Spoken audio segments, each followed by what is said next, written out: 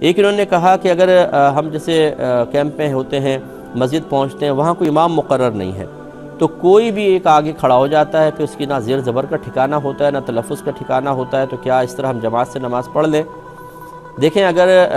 امام کے لیے ضروری ہوتا ہے کہ وہ نماز کے مسائل جانتا ہو، صرف تلفظ ہی کو نہ دیکھیں بلکہ اس کو نماز کے شرائط، واجبات، فرائض، پھر کن چیزوں سے نماز فاسد ہوتی ہے، کن چیزوں سے سجدہ سہو لازم ہوتا ہے، پھر طہارت کے مسائل، غسل کمپلیٹ ہونا چاہیے، وضو کا طریقہ اس کو پتہ ہو، نجاستوں کے احکام، کپڑے کیسے پاک کرنے چاہیے، یہ امامت کا مستحق ہے۔ اس کے بعد پھر وہی تلفظ صحیح ہونا چاہیے، زبر زیر پیش صحیح ہونا چاہیے۔ تو اگر ایسا کوئی امام وہاں موجود نہیں، کوئی بھی بیچارہ آگے کھڑا ہو کے اس طرح نمازوں کی بربادی کا سامان کرنے والا ہو، تو پھر اس کے پیچھے آپ نماز نہ پڑھیں، اپنے علیحدہ نماز پڑھی جائے۔ پھر علیحدہ پڑھیں گے تو وہ الگ مسئلہ ہے کہ کم از کم آپ کی غلط ہے تو آپ ہی کی خراب ہوگی، دوسروں کی نماز تو آپ کی وجہ سے نہیں ہوگی،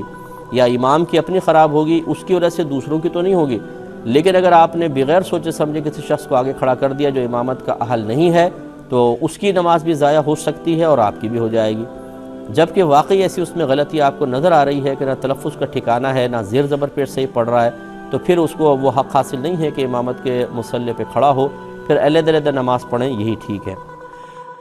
ایک انہوں نے کہا کہ اگر ہم جیسے کیمپ میں ہوتے ہیں، مسجد پہنچتے ہیں، وہاں کوئی امام مقرر نہیں ہے تو کوئی بھی ایک آگے کھڑا ہو جاتا ہے، پھر اس کی نہ زیر زبر کا ٹھکانہ ہوتا ہے نہ تلفظ کا ٹھکانہ ہوتا ہے، تو کیا اس طرح ہم جماعت سے نماز پڑھ لیں؟ دیکھیں، اگر امام کے لیے ضروری ہوتا ہے کہ وہ نماز کے مسائل جانتا ہو، صرف تلفظ ہی کو نہ دیکھیں بلکہ اس کو نماز کے شرائط، واجبات، فرائض، پھر کن چیزوں سے نماز فاسد ہوتی ہے، کن چیزوں سے سجدہ سہو لازم ہوتا ہے، پھر طہارت کے مسائل، غسل کمپلیٹ ہونا چاہیے، وضو کا طریقہ اس کو پتہ ہو، نجاستوں کے احکام، کپڑے کیسے پاک کرنے چاہیے، یہ امامت کا مستحق ہے۔ اس کے بعد پھر وہی تلفظ صحیح ہونا چاہیے، زبر زیر پیش صحیح ہونا چاہیے۔ تو اگر ایسا کوئی امام وہاں موجود نہیں، کوئی بھی بیچارہ آگے کھڑا ہو کے اس طرح نمازوں کی بربادی کا سامان کرنے والا ہو، تو پھر اس کے پیچھے آپ نماز نہ پڑھیں، اپنے علیحدہ نماز پڑھی جائے۔ پھر علیحدہ پڑھیں گے تو وہ الگ مسئلہ ہے کہ کم از کم آپ کی غلط ہے تو آپ ہی کی خراب ہوگی، دوسروں کی نماز تو آپ کی وجہ سے نہیں ہوگی، یا امام کی اپنی خراب ہوگی، اس کی وجہ سے دوسروں کی تو نہیں ہوگی۔ لیکن اگر آپ نے بغیر سوچے سمجھے کسی شخص کو آگے کھڑا کر دیا جو امامت کا اہل نہیں ہے، تو اس کی نماز بھی ضائع ہو سکتی ہے اور آپ کی بھی ہو جائے گی۔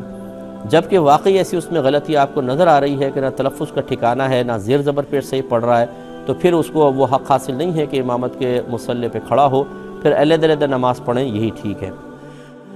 ایک انہوں نے کہا کہ اگر ہم جیسے کیمپ میں ہوتے ہیں، مسجد پہنچتے ہیں، وہاں کوئی امام مقرر نہیں ہے تو کوئی بھی ایک آگے کھڑا ہو جاتا ہے، پھر اس کی نہ زیر زبر کا ٹھکانہ ہوتا ہے نہ تلفظ کا ٹھکانہ